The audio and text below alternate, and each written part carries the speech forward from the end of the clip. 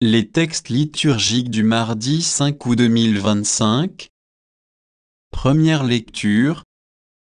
Pourquoi avez-vous osé critiquer mon serviteur Moïse? C'est de vive voix que je lui parle. Nombre 12, 1-13. Lecture du livre des Nombres.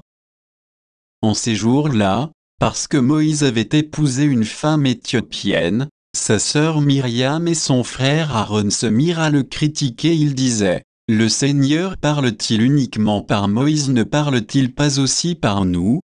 Le Seigneur entendit. Or, Moïse était très humble, l'homme le plus humble que la terre ait porté. Soudain, le Seigneur dit à Moïse, à Aaron et à Myriam: Sortez tous les trois pour aller à la tente de la rencontre. Ils sortirent tous les trois.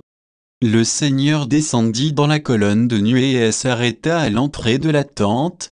Il appela Aaron et Myriam, tous deux s'avancèrent, et il leur dit: Écoutez bien mes paroles. Quand il y a parmi vous un prophète du Seigneur, je me fais connaître à lui dans une vision, je lui parle dans un songe.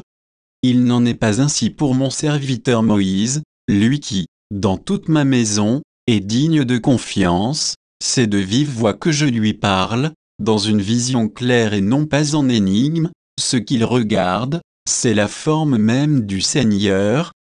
Pourquoi avez-vous osé critiquer mon serviteur Moïse? La colère du Seigneur s'enflamma contre eux, puis il s'en alla, la nuée s'éloigna de la tente, et voici, Myriam était couverte d'une lèpre blanche comme de la neige. Aaron se tourna vers elle, et voici qu'elle était lépreuse. Il dit alors à Moïse: Je t'en supplie, mon Seigneur, ne fais pas retomber sur nous ce péché que nous avons eu la folie de commettre.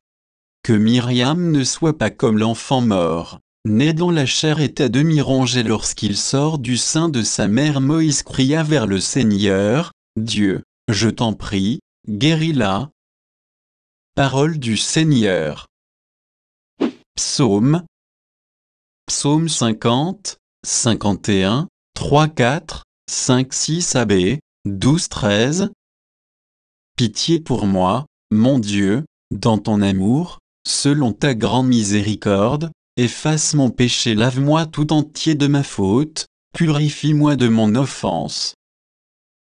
Oui, je connais mon péché, ma faute est toujours devant moi. Contre toi, et toi seul, j'ai péché, ce qui est mal à tes yeux, je l'ai fait.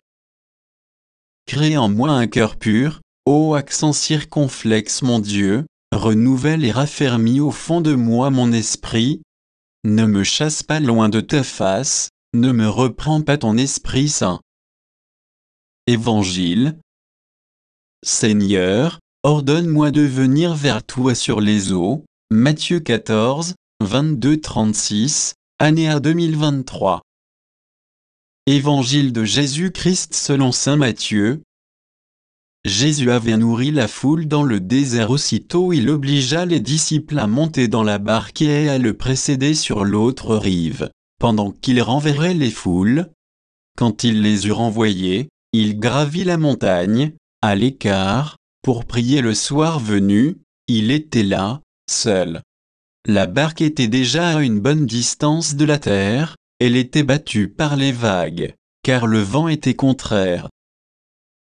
Vers la fin de la nuit, Jésus vint vers eux en marchant sur la mer. En le voyant marcher sur la mer, les disciples furent bouleversés. Ils dirent: C'est un fantôme.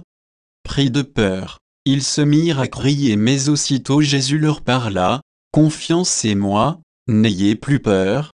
Pierre prit alors la parole: Seigneur, si c'est bien toi, ordonne-moi de venir vers toi sur les eaux. Jésus lui dit: Viens. Pierre descendit de la barque et marcha sur les eaux pour aller vers Jésus.